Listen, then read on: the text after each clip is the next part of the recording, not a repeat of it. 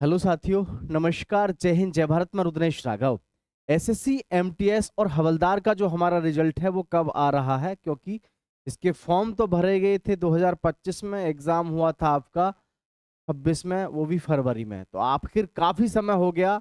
और आप सभी के लिए गुड न्यूज ये है कि इसकी कट ऑफ को लेकर के बहुत सारे युवाओं में लगातार इस प्रकार की बनी रहती है चर्चाएं कि भाई आखिर इसकी कट ऑफ क्या रहती है। तो आओ, पूरी जानकारी मैं आप सभी के साथ में इसमें साझा कर देता हूं, सभी ध्यान से देखेंगे, ठीक है।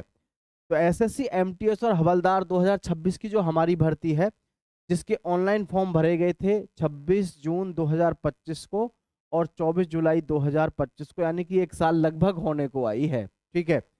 परीक्षा की बात करें तो 4 फरवरी से लेकर के 20 फरवरी तक आपका परीक्षा चला। 4 फरवरी से लेकर के 20 फरवरी तक ये परीक्षा हमारी चली।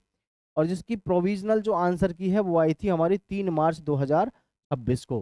देखिए, वैसे तो आप सबको पता होना चाहिए, अगर आप एसएससी एमटीएस का पहली बार ही एग्जाम दिए हैं तो बात अलग है, अन्यथा ये आपको सबको पता होना चाहिए कि एसएससी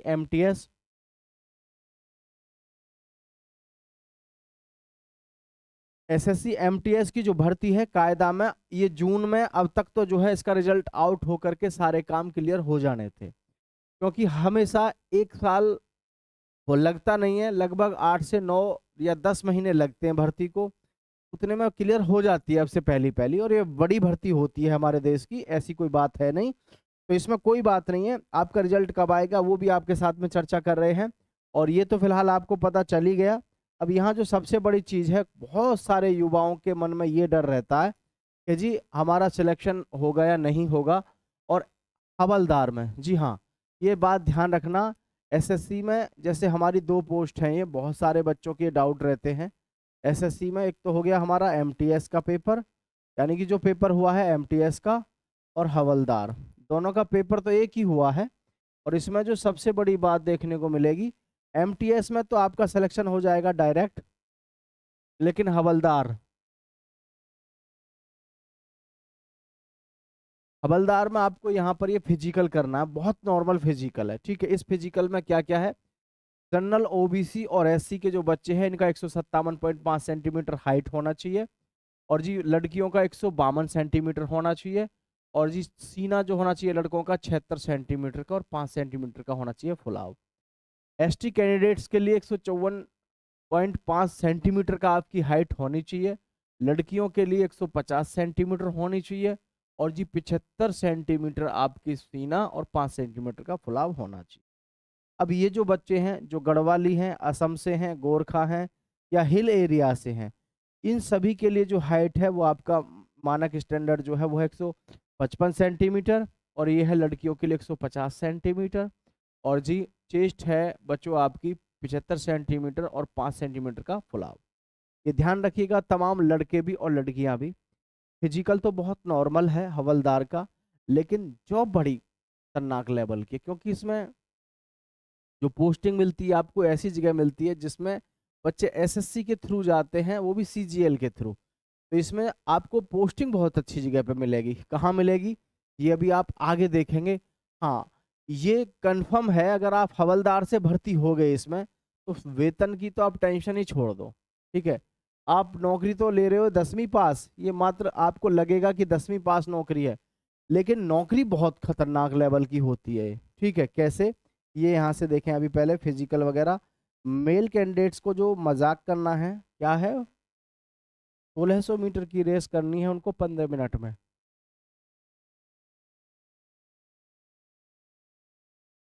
मेल कैंडिडेट्स को 1600 मीटर कितनी देर में मारनी है? 15 मिनट में। फीमेल को क्या करना है, 1 किलोमीटर की रेस मारनी है कितने? 20 मिनट में। आई होप बात समझ में आ गई होगी। ये तो सही में हाँ मजाक ही है। 1600 मीटर की रेस को 15 मिनट में तो कोई भी दौड़ के बजाय आराम से पैदल पैदल चल के भी मार देगा, है कि नहीं? मार देगा कि नहीं, पैदल पैदल चल के भी। और ये जो 1 किलोमीटर रनिंग है लड़कियों की, इसमें 20 मिनट, मतलब अगर आप पैदल पैदल चलोगे और पैदल पैदल चलने के बाद भी रुक रुक के बैठ बैठ के भी जाओगे तो भी जो है आप इसको पार कर जाओगे। इतना आसान जो है आपका ये फिजिकल होता है, और हकीकत में होता ही आसान है। हवलदार का फिजिकल फॉर्मेलिटी भी रखी गई है तो बहुत आसान रखी गई है। इसमें आपकी सैलरी वगैरह क्या रहेगी, देखो ग्रॉस सैलरी आपकी 30,000 से 35,000 रहेगी। 8वां वेतन आयोग आपका समझ लो लागू हो ही चुका है। अब आपका वेतन लगभग 55,000 तक चला जाएगा। 55,000 बहुत होता है, क्योंकि 55,000 इसलिए ज़्यादा है, सरकारी नौकरी है, परमानेंट है। ठीक है, सरकारी नौकरी है, परमानेंट है, इस वजह से बढ़िया रहता है। और हवलदार में central board of indirect taxes, जो मैंने आपसे कहा था कि भैया हवलदार की जो ड्यूटी है वो बहुत अच्छी जगह पे रहती है। और यकीन मानिए इस ड्यूटी में जाने के लिए लड़के एसएससी सीजीएल को क्वालिफाई करके इधर आते हैं, लेकिन ये आपको डायरेक्ट एक मौका मिलता है 10th पास आपको एसएससी एमटीएस के थ्रू, क्या आप central board of indirect taxes and customs में जाते हैं और central bureau of narcotics CBN में आपको जाने का यहाँ पर मौका मिल जाता है। ये बहुत आराम से आप इसको कर सकते हैं, कर सकते हैं कि नहीं, क्या central board of indirect taxes and customs में जाने का मौका। और साथ ही इसमें नारकोटिक्स ब्यूरो, ये नारकोटिक्स ब्यूरो जो होता है ड्रग्स विभाग में, इसमें आपको सबसे बड़ा फायदा ये मिल जाता है कि इसमें ना एसएससी सीजीएल के थ्रू युवाओं का चयन होता है और वो इसमें जाने के लिए बहुत इच्छुक होते हैं बहुत सारे युवा, क्योंकि इसमें सैलरी वगैरह का आपका काम सही सलामत है। ठीक है, तो ये आपको डायरेक्ट ऐसे ही यहाँ पर 10वीं पास से मिल जाती है। इससे बढ़िया और तो आपके लिए क्या ही बात हो सकती है भाई। ठीक है, आगे देखो। अब इसमें जो हमारी कट ऑफ का सिस्टम रहता है, सिस्टम कट ऑफ का हमारा क्या रहेगा, क्योंकि सबसे जो बड़ा क्वेश्चन है वो कट ऑफ को लेकर के ही है कि भाई रिजल्ट तो भले ही 5-7 दिन 10 दिन लेट हो रहा है, लेकिन हमारी कट ऑफ कितनी जाती है। तो देखो एक बात सभी साथी मेरी बात ध्यान से समझ लेना, आपके पास में सेशन 2 है, एक तो है सेशन फर्स्ट और एक है सेशन 2। तो जो सेशन फर्स्ट है इसमें न्यूमेरिकल एंड मैथमेटिक एबिलिटी, यानी कि जो हमारा मैथ्स है एक तो, और एक है आपका रीजनिंग, दोनों में आते हैं आपके 40। ठीक है, 40 प्रश्न। अब जो बच्चा जनरल का है उस बच्चे को तो इसमें करने हैं 12 प्रश्न 40 में से। जो बच्चा है आपका ईडब्ल्यूएस का उसको करने हैं 10 प्रश्न, और जो बच्चा है एससी का उसको करने हैं मात्र 8 प्रश्न। ये सेशन फर्स्ट में आपको क्वालिफाई करना है, ये सेशन सेशन फर्स्ट आपको क्वालिफाई करना है। आप सोचेंगे कि सर यहाँ भी मजाक है, हाँ जी मजाक सा ही है। 40 में से क्या आप 12 या 10 या 8% नहीं कर सकते? अगर आप 10 12 या 8% नहीं कर सकते तो फिर आप सीधा सा जानते हैं कि आप अगर ये नहीं कर सकते तो फिर आप एग्जाम की तैयारी मत करो अपने की इसकी, और छोड़ दो ये। ठीक है, क्योंकि अगर 40 में से 8% जिसमें कि कोई बाउंडेशन नहीं है, चाहे तो आप रीजनिंग के कर दो सारे, चाहे आप मैथ के सारे कर दो, तो इससे बड़ा मौका और आपके पास शायद ही कोई हो इस तरीके का कि जिसमें आपको प्रीलिम्स साथ के साथ ही पास करना है। हाँ, आप ये पास करो ना करो पेपर तो आपको देना ही है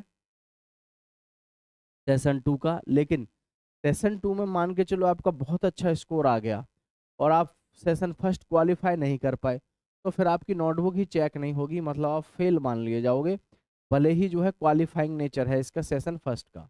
ठीक है, तो जनरल अवेयरनेस के आपके 25 प्रश्न होंगे और इंग्लिश के आपके 25 प्रश्न होंगे। टोटल प्रश्न नंबर ऑफ प्रश्न होंगे 50। 50 प्रश्न, एक प्रश्न होगा भाई 3 नंबर का, तो पेपर हो जाएगा आपका 150 नंबर का। ठीक है, 150 नंबर का पेपर है, 45 मिनट आपको मिलेंगी और 45 मिनट में आपको कितने क्वेश्चन करने हैं, 50 क्वेश्चन करने हैं। ठीक है, इसमें एक खास बात और भी देखें आप, हमको सबको पता है 25% किसके हैं हमारे, अब जनरल अवेयरनेस के, और 25% किसके हैं, इंग्लिश के। तो इसमें से जैसे हमको 45 मिनट दी गई हैं, सारी कहानी ये है कि ये तो आपका ये मानो कि 7 मिनट की बस जीके ऐसी होती है कि 5 ही मिनट लगती हैं जीके वगैरह में, तो क्योंकि इसमें तो सीधा टिक मारना है, 25 ही तो क्वेश्चन है, टिक मारते हुए जाना, 5 मिनट में सारे काम हो जाते हैं आपके। तो इंग्लिश में आपको अच्छा खासा समय यहाँ पर देखने को मिलता है। ठीक है, अब मैं बात करता हूँ आपकी कट ऑफ को लेकर के और रिजल्ट को लेकर के। तो देखो एक बात समझना, ये जो हमारा 150 नंबर का पेपर यहाँ से बन रहा है साथियों, 50 प्रश्न है, 150 नंबर का हमारा ये पेपर है, 150 नंबर का हमारा ये पेपर है। इसमें से जो आपकी कट ऑफ जाती है वो स्टेट बाय जाती है। स्टेट में जो हमारा यूपी है, राजस्थान है, हरियाणा है, बिहार, एमपी, ठीक है, और जी आपका यूके उत्तराखंड। ये यहाँ की सबसे ज़्यादा कट ऑफ इसमें आपको देखने को मिलेगी, यहाँ की सबसे ज़्यादा, इनकी जो कट ऑफ है सबसे ज़्यादा देखने को मिलेगी। इनकी कट ऑफ लगभग आपको देखने को मिलती है 128 के आसपास, 128 के आसपास आपको देखने को मिलती है इन स्टेट्स की, ठीक है। और जो अदर स्टेट हैं, मेरा मतलब है इनके अलावा, अदर जो हैं इनके अलावा, अदर इनके अलावा जैसे हमारा असम हो गया, ठीक है, गुजरात हो गया, अरुणाचल प्रदेश हो गया, तमिल हो गया, केरल, आप सब समझ गए होंगे मेरा कहने का मतलब क्या है। इसको छोड़ के जितने भी नॉर्थ हैं, ईस्ट हैं, और सारे जो स्टेट हैं, केवल इन 5 को 6 को छोड़ दो,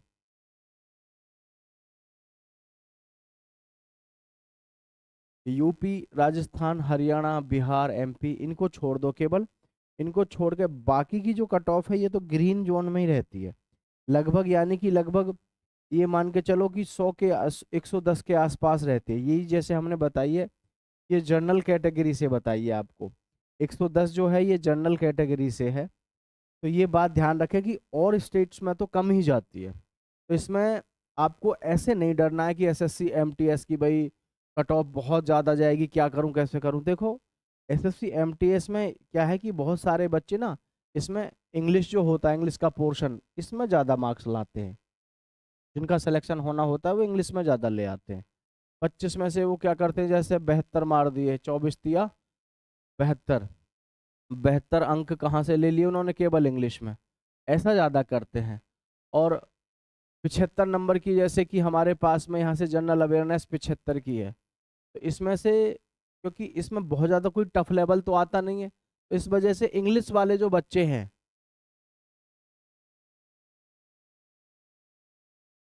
जो सीजीएल वगैरह की तैयारी लंबे समय से कर रहे हैं, वो युवा इसमें अच्छे नंबर ले आते हैं, तो जिसकी वजह से हलचल पूरी बरकरार रहती है। अब मैं बात करूं आपसे, देखो रिजल्ट को लेकर के, तो रिजल्ट कायदा में तो आपका कहता था कि जून में आना था, ठीक है, कायदा कहता था कि भैया जून में आपका रिजल्ट आ जाना चाहिए था। लेकिन अब आप सभी के सामने, आपको सबको पता है जून में रिजल्ट नहीं आया।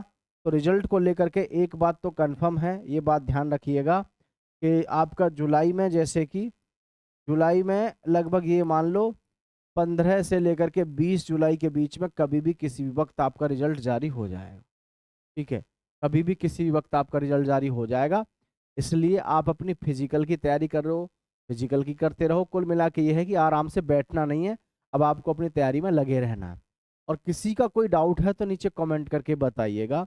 और कट ऑफ को लेकर के ये मत आश्वस्त हो जाइएगा कि यही जाएगी, ये एक एक्सपेक्टेड कट ऑफ हमने आपको बताई। और ये जो जितनी भी हम जानकारी आपके साथ साझा करते हैं, हर जानकारी अपने अनुभव के अनुसार करते हैं। कई बार ये ऊपर नीचे यानी कम या ज़्यादा भी देखने को मिलती है, तो ऐसे नाराज़ ना हुआ करें, ठीक है। बाकी रिजल्ट को लेकर के बहुत ज़्यादा परेशान होने की जरूरत नहीं है। जब तक आपका फाइनल सिलेक्शन नहीं हो जाता तब तक आपको किसी ना किसी एग्ज़ाम की तैयारी करते रहना चाहिए। बहुत सारे बच्चे गलती ये करते हैं कि भाई एसएससी एमटीएस का पहले रिजल्ट आ जाए, रिजल्ट से मतलब नहीं है। आप अपनी तैयारी तब तक मत छोड़िए जब तक आप ज्वाइनिंग पे ना चले जाएं। भले ही आपको ज्वाइनिंग डेट मिल गई हो आज की डेट में, ज्वाइनिंग डेट से भी मतलब नहीं है, आपका जो है ज्वाइनिंग पे जाना ज़रूरी है। जब तक आप ज्वाइनिंग पे नहीं जाते हैं तब तक आपको पीछे नहीं हटना। आप सभी का बहुत बहुत धन्यवाद। जय हिंद साथियों।